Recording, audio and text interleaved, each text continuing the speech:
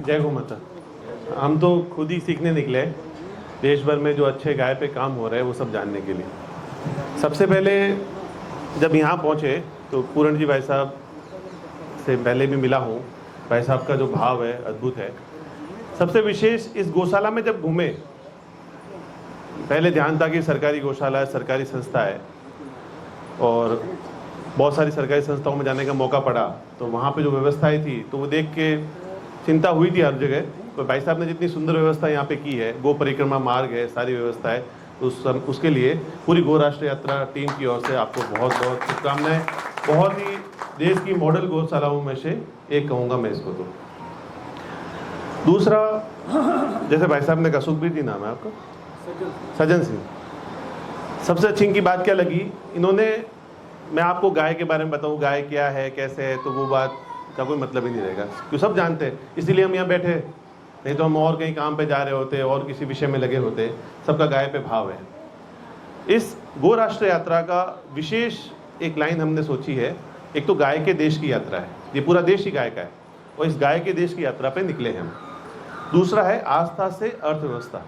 आस्था तो हमारी सबकी है, 33 कोटि देवी देवताओं का वास है, हम उसको प्रेम करते हैं, हमारी भावनाएं हैं, हमारे घरों में उसके लिए रोटी बनती है, माताएं बहनें उनको प्रेम करती है, 11 को पूनम को रोटी देने जाते हैं। बहुत सारी भावनाएं, बहुत सारी चीज़ें, क्योंकि हमारे आस्थाओं के हमारे दिल से जुड़ी हुई है। कई सरकारों ने तो इसके चुनाव चिन्ह बना के वोट भी लिए, चुनाव भी जीते। हम बात करने चाहते हैं अर्थव्यवस्था की या समाधान की, क्योंकि मैं समस्याएं तो बहुत सारी है। अब इतना सब कुछ माता होने के बाद भी रोड पे घूम रही है, प्लास्टिक खा रही है, रास्ते में आते हुए हमें हर जगह दिख जाती है, एक्सीडेंट हो गई भी घटनाएं दिखती है, समस्याएं तो सब जगह दिख रही है। उसके समाधान के क्या क्या काम हो सकते हैं और कौन कौन कर रहा है और किसने करके दिखा दिया। और जिसने करके दिखा दिया, अगर गंगानगर में बैठा हुआ कोई लड़का कर सकता है, अगर कच्छ भुज में बैठा हुआ कोई महिला कर सकती है, अगर मुंबई की कोई पढ़ी लिखी लड़की कर सकती है, अगर कोई माता कर सकती है, अपने गाँव में रोजगार दे सकती है, तो हर व्यक्ति कर सकता है।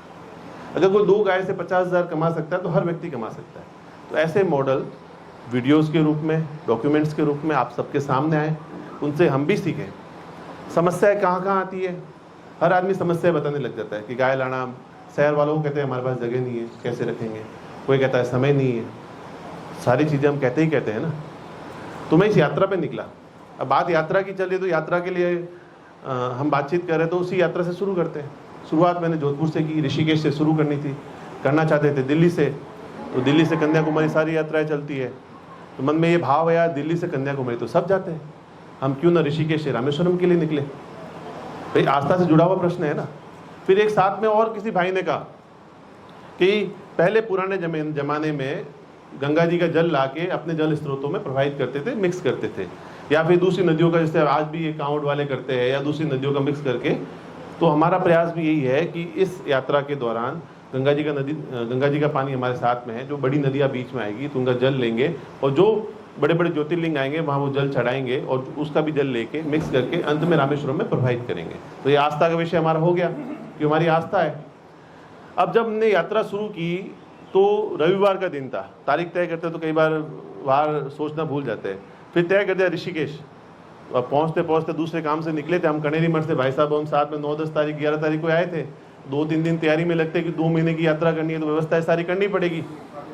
तो उस व्यवस्थाओं के अंदर 13-14 तारीख को हम पहुँचे यहाँ पे। अब 15 तारीख को सुबह सुबह हमें पहुँचना था, 11:15 बजे का मुहूर्त था। अब उस मुहूर्त को जब हमने गूगल पे देखते हैं तो उस पर आया कि भाई ये गो उत्पादों के लिए बहुत सुंदर मुहूर्त है, इस काम को शुरू करना चाहिए। तो 11:15 बजे पहुँचना था, दिल में इच्छा थी कि 11:15 बजे पहुँचे। अब रात को बैठे थे तो बहुत सारे गोभक्त तैयार हो गए कि हम भी साथ चलेंगे। अब 4-5 गाड़ियाँ थी, वो सब साथ निकले। अब सुबह सुबह जब 4-5 गाड़ियाँ होती है तो सब 2 बजे 3 बजे निकलने का विचार था। अब 10-20 लोग एक साथ होते हैं तो सबकी समय होता है और सबकी व्यवस्थाएं होती है, तो निकलते 5 बज गए। अब ऋषिकेश में रविवार को सुबह सुबह पहुंचना मतलब 1 किलोमीटर जाने में 2 घंटे लगते हैं। हम बड़े चिंतित हुए, बारिश भी पड़ी, सब चीज़ें हुई कि 11:15 बजे का मुहूर्त है, पहुंचेंगे कैसे। वो आशीर्वाद क्या होता है, तो मेरे मन में भाव था कि गौ माता के लिए यात्रा है, हम समय पे पहुंचेंगे। वहाँ संत भी पहुंचे, सारे संतों का आशीर्वाद भी था। 11:14 में हम वहाँ पहुंच गए। फिर हमारा कोई विशेष प्रयोजन नहीं था कि गंगा आरती करेंगे। गो राष्ट्र यात्रा के लिए वहीं एक संत ने कहा कि मैं फ़ोन करता हूँ, गंगा आरती आप करके जाइएगा। विशेष गंगा आरती का शुभ अवसर मिला, जो पैसे दे के भी मिलता, वीआईपी को भी नहीं मिलता वो विशेष इस गो राष्ट्र यात्रा, इस गौ माता के कारण वो अवसर हमें मिला। उसके बाद में हम कृष्णायन गौशाला गए, तो जो अच्छे अच्छे काम हो रहे हैं कृष्णायन गौशाला में, महामंडलेश्वर जी के द्वारा जो गोबर गैस का प्लांट किया गया है, सफल चला रहे हैं, अच्छे से कर रहे हैं, बड़े स्तर पे कर रहे हैं, तो वो व्यवस्थाएं सब जगह हम कर सकते हैं। तो इस योजना के बाद में कैसे उन्होंने किया, किस सब्सिडी स्कीम से किया, क्या वो आगे किस तरह से सेल हो रहा है गेल को या बाकी चीज़ों के भी प्रस्ताव बना के सबके सामने प्रस्तुत करेंगे और निःशुल्क रहेगा सारा का सारा। फिर हम आगे बढ़े हरिद्वार में, डॉक्टर उत्तम चौहान जी, काफ़ी समय से मेरी बात होती है उनसे। डॉक्टर उत्तम चौहान जी के यहाँ पे गए तो उनसे, डॉक्टर थे, हॉस्पिटल चला रहे थे अपना, उनसे बातचीत हुई तो उन्होंने कहा मैं गोपालन भी कर रहा हूँ, मैं चारे का उत्पादन भी कर रहा हूँ, सारे अच्छे काम कर रहा हूँ। तो उनके वहाँ पे गए, एक डॉक्टर है, बहुत अच्छा उनका क्लिनिक चलता है। बैठे बैठे बातचीत हुई उनसे कि भाई साहब आपके यहाँ पे कैंसर हॉस्पिटल या वो आईवीएफ सेंटर है क्या? तो उन्होंने कहा कि हमारे यहाँ पर हरिद्वार में 4-5 आईवीएफ सेंटर खुल चुके हैं, 4-5 आईवीएफ सेंटर हरिद्वार टाउन के अंदर। फिर कोई बीच में बात चली थी, हमारे साथ खेती विरासत वाले थे उमेंद्र जी, तो उन्होंने बताया कि पूरे पंजाब के अंदर हर छोटे टाउन में आईवीएफ सेंटर है, कैंसर हॉस्पिटल, 200-250 हॉस्पिटल, ये सारी चीज़ें हो गई। ये क्यों हुआ? और कितने समय में हुआ? पिछले 15-20 वर्षों में ही हुआ ना। जिस तरह से हम आधुनिकता की ओर बढ़े तो धीरे धीरे चीज़ें होनी शुरू हो गई। तो उसका उपाय क्या है कि मैं तो गाय से जुड़ गया, उन्होंने कहा। तो हम गए उनकी गौशाला में।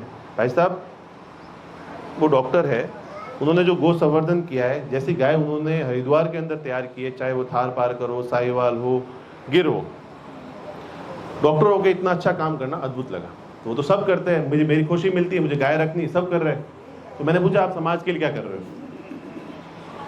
उन्होंने चारे के उत्पादन में हीरामणि है, नेपियर है, 4-5 वैरायटी है, उन तरह के चारे 6-7 अलग अलग पॉकेट में लगाए हुए हैं।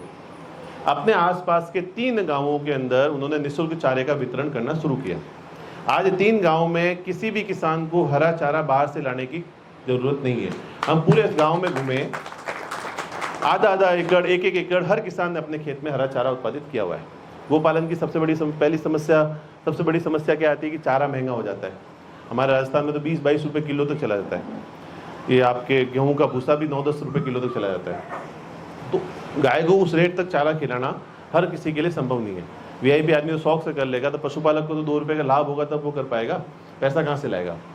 उन्होंने वो मॉडल कर दिया, चारे का उत्पादन खुद का हो गया, गोपालक खुद ही सेवा कर रहा है, 2 गाय, 4 गाय, 2 भैंस, 4 भैंस, जो भी वो आदमी अपने रखनी शुरू कर दी, वो सेवा कर रहे हैं। फिर हम शामली आए डॉक्टर कुशंग चौहान जी के यहाँ पे। उससे पहले एक दीदी रुड़की, वहाँ पे उन्होंने क्या हवन का आयोजन किया और हम लोग वहाँ पहुँचे। 2 गौ माताएं घर के अंदर रख रही है, गो उत्पाद बना रही है, प्रियंका पवार नाम है उनका, और बहुत सेवा भाव, जो भावना देखने को मिली। फिर रुड़की आए डॉक्टर कुशंग चौहान जी के यहाँ पे। उन्होंने मुझे कहा, मैंने उनसे निवेदन किया, हम एक प्रयोजन करते हैं, कामधेनु गौ महोत्सव। पहले होते थे, अभी क्या है कि हम दूसरे शौक मॉल में पड़ गए ना, कोई फिल्म देखने चला जाता है, कोई दूसरे शौक मॉल में चला जाता है। वो आयोजन उन्होंने कहा नवंबर में हम आयोजित करेंगे। यात्रा के लाभ क्या होते हैं, चर्चा होती है, बातचीत होती है, नए नए प्रकल्प आगे विषय आते हैं, काम आते हैं, जो हम सीखते हैं वो आगे पहुँचाते हैं। नवंबर महीने में उन्होंने शामली में कामधेनु गौ महोत्सव के लिए मैं आपको आमंत्रित करता हूँ, जिसमें सिर्फ एक तहसील से शुरू किया, क्योंकि 300 गांव तो उसी में, उसमें जिसकी सुंदर गाय होगी, क्यों उसको 5 लाख का प्रथम पुरस्कार। गाय पे कोई कार्यक्रम होता है तो क्या कहते हैं, 21,000 दे दो, 11,000 दे दो, 31,000 दे दो, 51,000 दे दो, क्यों ना 5 लाख और 10 लाख का इनाम होना चाहिए। आज प्रोत्साहन तो मिलना चाहिए ना, जब प्रोत्साहन मिलेगा तभी काम कर पाएंगे ना। तो उन्होंने ये आयोजन प्रथम से लेकर 10 तक पुरस्कार का आयोजन, ग्राम संस्कृति दिखे, गांव में क्या क्या हो रहा है वो सब दिखे, जो हमने कनेरी मठ में देखा था वो सब चीज़ें वहाँ पे दिखे। तो उसके प्रयोजन की उनसे बातचीत हुई, तो फाइनल भी हो गया कि नवंबर में वहाँ पे होगा। इसी तरह हम लोग रास्ते में और जगह मोदी नगर वगैरह सबसे मिलते मिलते हम नोएडा पहुँचे थे। नोएडा में बहुत अच्छा आयोजन रहा, बहुत सारे गोभक्त आए, एक स्नेह मिलन रखा था हमने गो राष्ट्र यात्रा का। उस आयोजन के अंदर राष्ट्रीय गौ सेवक संघ है, जिसके संस्थापक है नरेंद्र कुमार जी। तो उन्होंने कहा जितने भी काऊ प्रोडक्ट पे काम करने वाले लोग हैं उनकी एक डायरेक्टरी मैं बनाऊंगा। साथ के साथ देश भर में जितनी भी एम्बुलेंस सर्विसेज है उनके नंबर ऑनलाइन अवेलेबल हो नहीं पाते हैं, कई बार हम फ़ोन करते हैं, कई शहरों के अंदर वॉलेंटियर होते नहीं है, तो वो एक डायरेक्टरी बनेगी। तो ऐसे अलग अलग विषय, अलग अलग काम आगे आ रहे हैं, धीरे धीरे प्रयास हो रहा है। तो हमारा यही कहना है कि हम समाधान पे काम करें। समस्याएं तो है ही है, हम देखते हैं, रोज़ लड़ते हैं, भिड़ते हैं, समाधान पे काम होना चाहिए। आज मैं देख रहा हूँ कई भाई बंधु आए हुए हैं जो ट्रेनिंग के लिए, तो मेरा तो बहुत बहुत शुभकामनाएं कि 4 दिन में आप बहुत कुछ सीखेंगे। हमारे घनश्याम जी भाई साहब पिछले 20-25 वर्षों से प्रयास कर रहे हैं सिखाने का। तो जो भी गो उत्पाद आप बनाना शुरू करते हैं, मेरे नंबर भी आप लिखें 702 333 2304, बाद में भी आप टीम से ले सकते हैं। तो आप जो भी उत्पाद बनाएं उनको मार्केट, आप वापस लिख दीजिए 702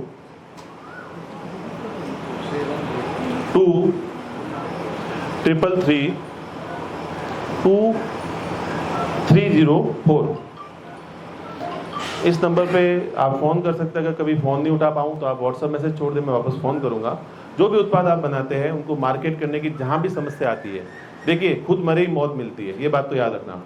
कोई भी उत्पाद बना रहे तो उसको मार्केटिंग करनी बहुत ही आवश्यक है। वो कैसे करनी है, हमारी तरफ से जो प्रयास होंगे, जितने भी सोशल मीडिया पे काम करने वाले हमारे भाई है, तो उनको हम ला के आपके वीडियोज़ के माध्यम से पूरे देश भर में, विश्व भर में पहुँचाएँगे। पर खुद को कैसे करना चाहिए, क्योंकि ब्रांड खुद बनो। आज हम कहते हैं कि गाय स्टेटस सिंबल होनी चाहिए। गाय कब बचेगी? Status symbol. आज कुत्ता क्यों स्टेटस सिंबल बन गया? लोग कुत्ते को वॉक कराते हुए तो सोचते नहीं है। हमारे पुणे के अमर गुले जी है, किसी को लगे कि भी बोर हो रहे तो पहले कह देना कि बातों में मैं शाम खींच सकता हूँ, क्योंकि पूरे दिन घूमते हैं तो इसी विषय पे। अमर गुले जी है, वो 2 गाय रखते हैं।